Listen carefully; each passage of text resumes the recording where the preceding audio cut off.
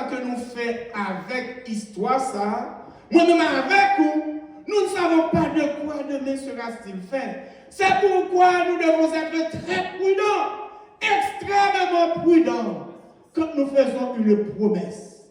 L'apôtre Pierre, que nous connaissons bien, avait fait la promesse verbale. Et cette promesse verbale était devenue une promesse formelle. C'est-à-dire, ça était dit à la bouche, comme s'il était écrit, il était mis signature là-dedans. Il fait la promesse verbale à Jésus.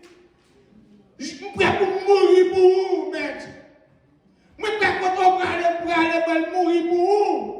Jésus répondit, je dis Amen. Avant coq la chanter, ou bien pour régner 3 fois. Quel monde qui est réellement prêt pour mourir pour l'autre monde? Difficile. Hein? Et il dit, moi, je suis prêt pour mourir pour vous-même. Ça vient l'estomac. Je dis Amen. Sous des parce que n'importe qui paraît là. C'est ce cadavre qui a passé. Et le jour même, il passait à l'épreuve et il n'a pas passé l'examen.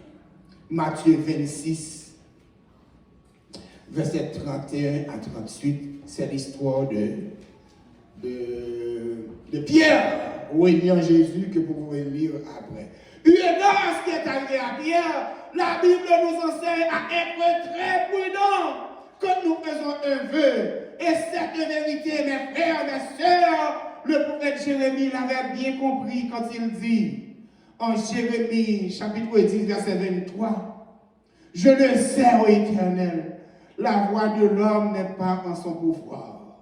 Ce n'est pas à l'homme, quand il marche, à diriger ses pas. La voix de l'homme n'est pas en son pouvoir. Pas qu'il y a aucun monde qui connaît ça qui va passer demain là. Pas qu'il y a monde qui connaît ça qui va passer dans quelques jours après. C'est pourquoi, mon frère, vous devez être très prudent. Deuxième exemple négatif n'est capable de prendre pour nous dire qu'on doit être très prudent, c'est qu'un vœu prononcé de manière irréfléchie cause souvent des regrets.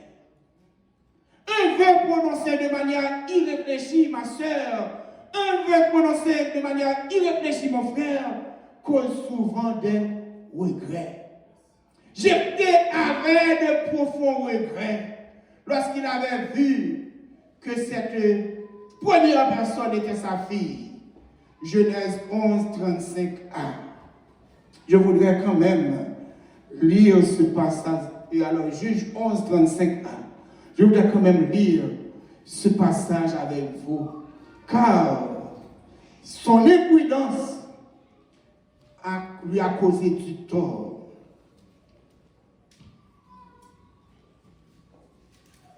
Juge 11,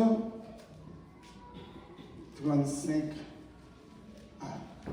Dès qu'il l'a vu, il déchira ses vêtements. Dès qu'il l'a vu, merci, il déchira ses vêtements et dit, ah ma fille, tu me jettes dans l'abattement, tu es au nombre de ceux qui me troublent.